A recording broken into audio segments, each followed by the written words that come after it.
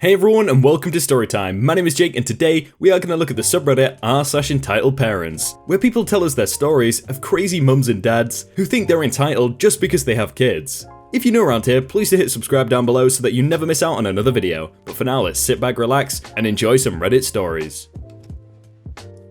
Entitled mother would rather let her kid drown than miss her spa appointment.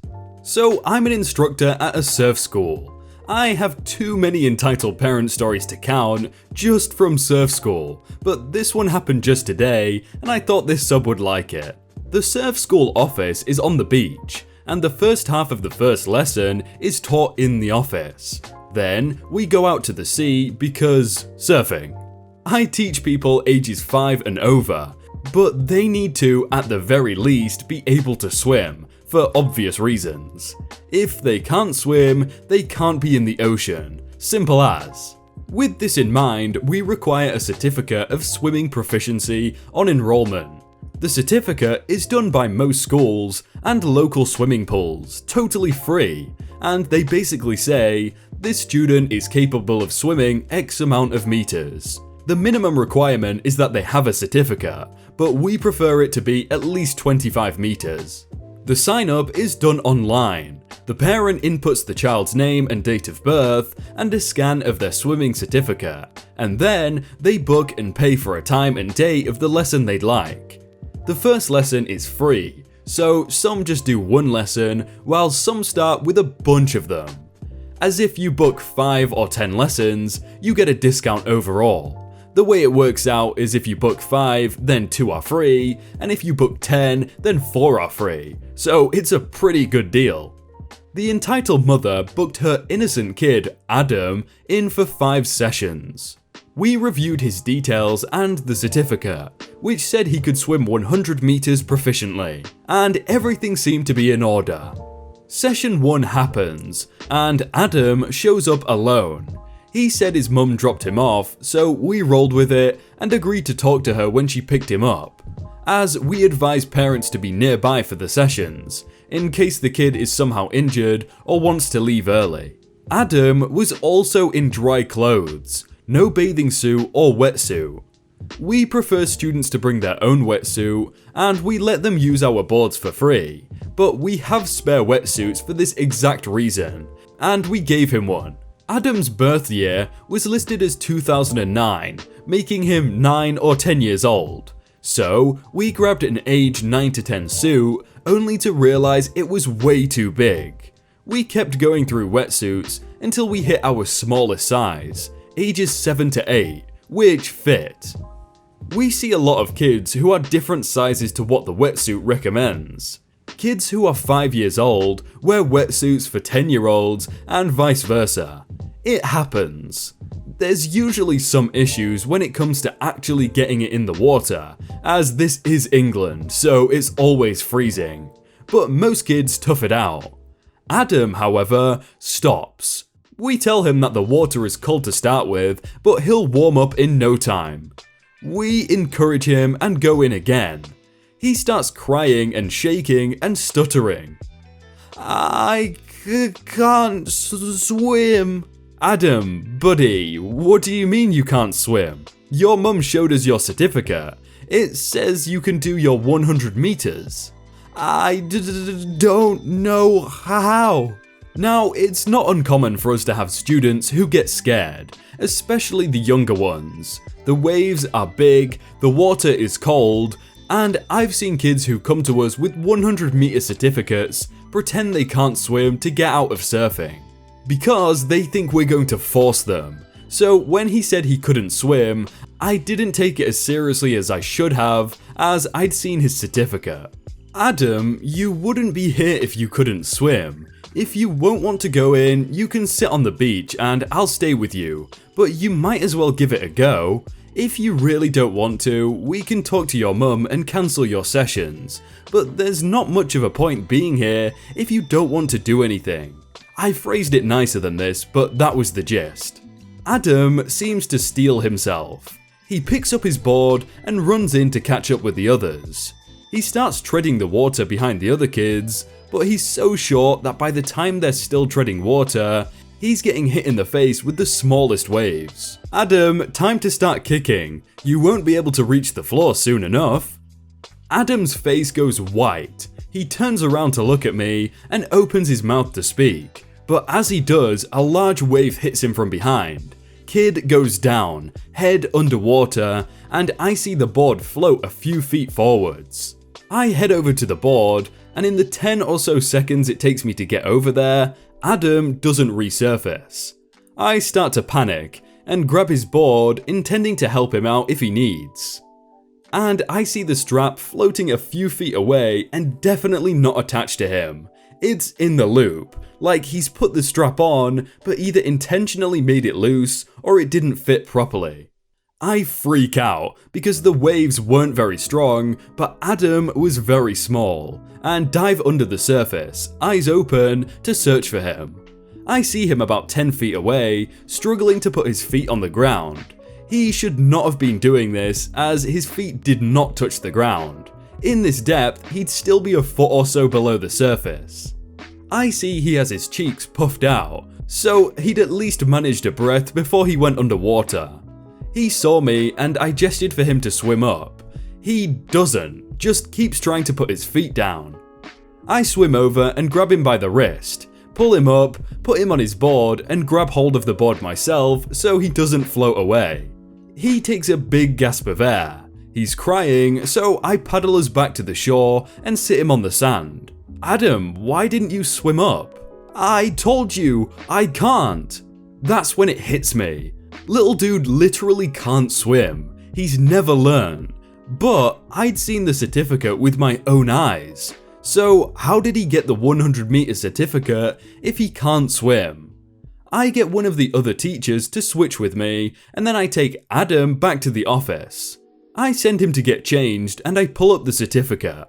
It's 100% authentic with the little holographic seal and everything. And then I see that in the bottom corner there's a year printed, 2014, when Adam would have been 5 years old. That's when it hit me.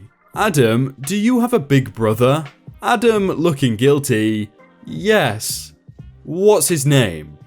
Adam whispers to me, Adam. And what's your name? Jack. This is your brother's certificate, isn't it, Jack? Jack nods. How old are you, Jack? 6. Do you have one of these certificates? Can you swim like your big brother? No one ever taught me. I sit him in his chair and wait for the lesson to be over. In the interim, I get Jack an ice cream, let him play some Space Invaders on my phone, and talk to my manager, who advises me how to talk to Entitled Mother when she shows up. Another class comes and goes in the time it takes Entitled Mother to arrive. An hour late. Entitled Mother doesn't have the typical Karen haircut, but she does have a bob that looks like a bleach blonde helmet. Ma'am, we need to talk. We can next session. I have to get home. There is no next session, so we will talk now. What do you mean? I paid for 5 sessions. You have to give Adam all 5 sessions. I know his name is Jack. Entitled Mother to Jack, you stupid little brat, you had one job. Me, seeing Jack is on the verge of tears, ma'am, please don't. Are you a single mother? No. Then don't tell me how to parent my kid. Ma'am, there is no need for that kind of language. We have other things to discuss. Like what? Why did you even bring Jack here if he couldn't swim? So you could teach him, obviously. This is not a swimming class. This is a surfing class. Ability to swim comes before you even enroll. That's why we want the certificates on enrollment. Well, it's not like he can get hurt, is it? Surfing boards float. Everyone knows that. Well, he got pushed under by a wave even before he got on the board, and stayed under for way too long. His saving grace was he managed to take a breath before he got dunked. Well, you should have been watching him better. You'll have to do better next time. Next time? I was right near him. The wave pulled him back. Jack cannot be in this class if he cannot swim. He shouldn't even be near the ocean if he can't swim.